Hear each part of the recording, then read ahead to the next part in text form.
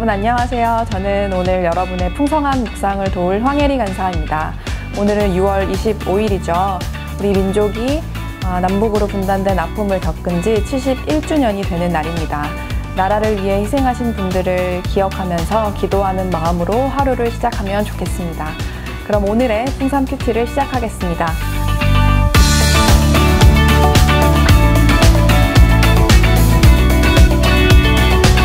오늘 함께 묵상할 본문은 데살로니가전서 5장 12절에서 28절 말씀입니다.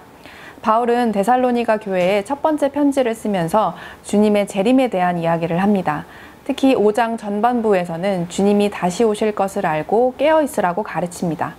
그리고 오늘 묵상할 5장 12절부터는 재림을 기다리는 성도의 삶에 대해 구체적으로 가르칩니다. 12절부터 15절까지는 공동체 사람들과의 관계에 대해서, 16절부터 24절까지는 개인의 삶에서 재림을 기다리는 올바른 성도의 삶을 어떻게 실천할지에 대한 내용이 나옵니다. 그리고 25절부터 28절까지는 마지막 인사를 하면서 데살로니가 교회에 보내는 편지를 마무리합니다. 그럼 오늘 말씀을 함께 자세히 살펴보겠습니다. 먼저 주님이 다시 오실 것을 믿고 기다리는 성도라면 공동체 사람들과 어떻게 지내야 할까요? 당시 데살로니가 교회에는 지도자와 성도 사이에 갈등이 있었다고 합니다. 그래서 바울은 너희 가운데서 수고하고 너희를 다스리며 권하는 자들을 사랑 안에서 가장 귀하게 여기고 서로 화목하라고 가르칩니다. 또 당시 교회에 주님이 다시 올 것을 믿는 성도들 중에는 잘못된 믿음을 가진 사람들이 있었습니다.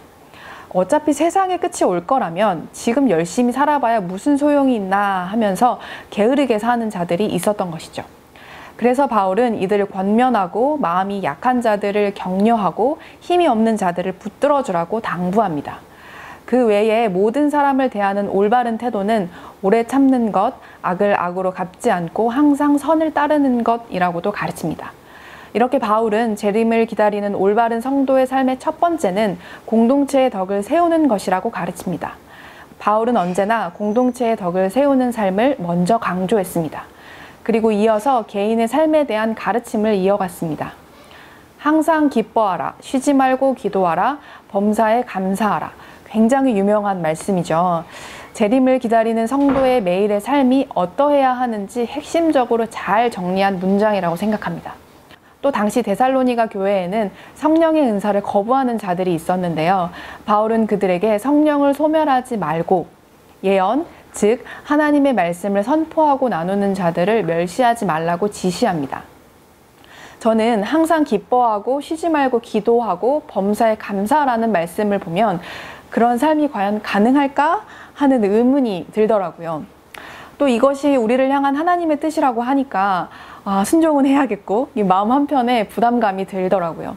그런데 오늘 본문 23절과 24절 말씀을 보면서 그 부담을 좀 내려놓게 됐습니다.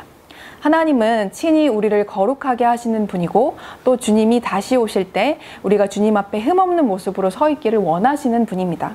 그런데 우리를 그렇게 부르신 분은 믿으신 분, 즉 믿을 만한 분이라는 것입니다. 그 믿을 만한 분은 우리가 항상 기뻐하고 매 순간 주님과 대화하고 모든 일에 합력하여 선을 이루시는 하나님으로 인해 감사할 수 있도록 이루시는 분입니다. 정말 놀랍고 은혜로운 사실 아닙니까, 여러분? 단지 우리가 해야 할 것은 선택뿐입니다. 성령님을 마음과 삶의 중심에 모시는 일, 즉 좋은 것을 취하고 악은 어떤 모양이라도 버리는 선택만 하면 되는 것이죠. 최근 전 세계에 일어나는 크고 작은 일들을 볼 때 점점 더 복음이 갈급해지는 세대라는 생각이 듭니다. 오늘 데살로니가전서 말씀은 주님이 다시 오실 그날이 점점 가까워 오는 이 마지막 때에 우리가 어떤 삶을 살아야 할지 분명하게 가르쳐주고 있습니다. 공동체의 사람들 그리고 오늘 하루 우리의 삶을 세워나가기 위해서 우리가 순종해야 할 말씀은 무엇일까요? 먼저는 나에게 보내주신 지도자들을 귀하게 여기고 그들과 화목하게 지내시기 바랍니다. 또 깨어있지 못하고 잠들어 있는 연약한 자들을 권면하고 약한 자들을 붙들어 주시기 바랍니다. 모든 사람을 대할 때 악이 아니라 선을 택합시다. 이 마지막 때일수록 매 순간 성령을 붙잡읍시다. 성령께서 모든 순간 내 생각과 마음을 다스리시도록 내 중심을 내어드립시다. 우리 모두 성령에 이끌린 삶을 삽시다. 이것은 우리를 부르신 하나님의 뜻이기 때문에 그분이 또한 이루실 것입니다. 마지막으로 데살로니가 전서에서 바울이 성도들에게 했던 끝인사로 마치고 싶습니다. 샬롬, 우리 주 예수 그리스도의 은혜가 여러분에게 있을 것입니다.